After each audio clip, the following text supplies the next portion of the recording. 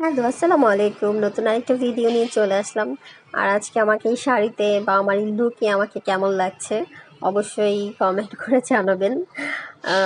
আসলে সাডেনলি একটা গায়ে হলুদের প্রোগ্রামে জন্য চলে আসছি।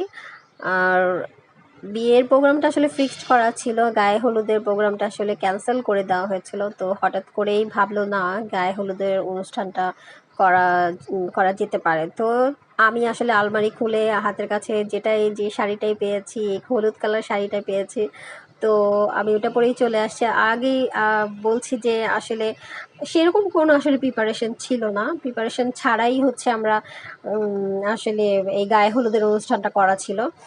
তো সেটা যেটাই পেয়েছি, যেভাবেই পেরেছি সে সেভাবেই হচ্ছে রেডি হয়ে চলে আসছে। তো এসেই তো আমার হাজব্যান্ড মেয়ে মানুষ দেখছে, তো ওদেরকে দেখে ছবি টবি তোলা শুরু করে দিছে, আড্ডা মারা শুরু করে দিছে। তো এই যে আজকের আসলে এই বিয়ের বা এই গায়ে হলুদ অনুষ্ঠানটা আমার ননদের গায়ে হলুদের অনুষ্ঠান ছিল। তো আমার যা ও হচ্ছে মেহেদি পরার জন্য বসে গেছে। আমি তো অনেক লেট করে চলে আসছি, এখন আমাকে ওয়েটিংয়ে থাকতে হবে।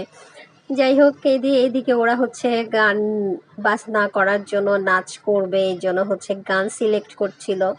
আমি হচ্ছে মেহেদি পড়ছিলাম, হঠাৎ করে বলছিল আমার ননদ বলছিল যে ভাবি তুমি এখন হচ্ছে মেহেদি পড়ো না, একটু আগে ডান্স করে নিই আমরা। যেহেতু দেখেন আমার আমার জাল কিন্তু হচ্ছে হাতে মেহেদি পরে কিন্তু রিল্যাক্সে নাচানাচি করতে পারতেছিল না। আর গায়ে হলুদের অনুষ্ঠান বা বিয়ের মেহেন্দির অনুষ্ঠানগুলোতে যদি নাচানাচি না হয় তাহলে আসলে কিন্তু সে অনুষ্ঠান আর অনুষ্ঠান মনে হয় না।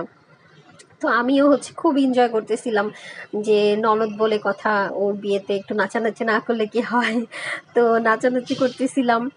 আর এই যে দেখেন এই ঘরের ডেকোরেটরটা কিন্তু এই ডেকোরেশনটা কিন্তু কোনো বাহিরের কোনো লোকরা এসে, ডেকোরেটের লোকরা এসে কিন্তু করেনি।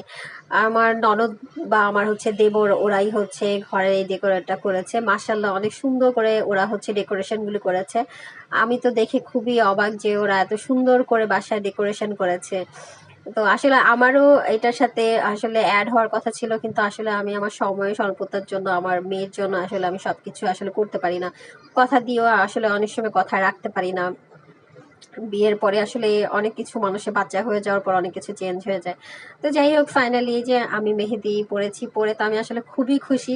যেহেতু বিয়ের আগে বা অনেক আগে হাতে মেহেদি পরতাম, তারপর আর পরা হয়নি মেয়ের উপলক্ষে, মেয়ে হয়ে যাওয়ার পরে।